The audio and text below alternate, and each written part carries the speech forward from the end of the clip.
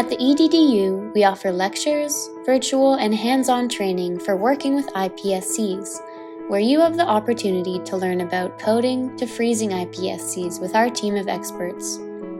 The iPSC workshop happens once a year and is sponsored by McGill's Healthy Brain, Healthy Lives initiative and Stem Cell Technologies.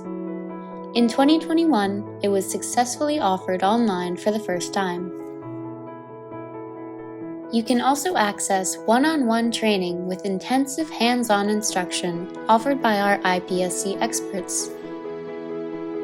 Through our Open Science initiatives, we offer openly available protocol videos in more than 4 different languages, as well as written standard operation procedures.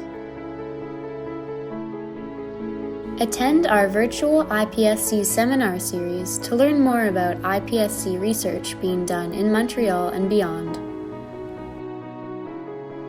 We also provide undergraduate students with training opportunities to work within the EDDU. Mentorship by senior researchers is available, with opportunities for projects ranging from working with stem cells to developing image analysis software. To learn more, access our website, our data portal, or contact us by email.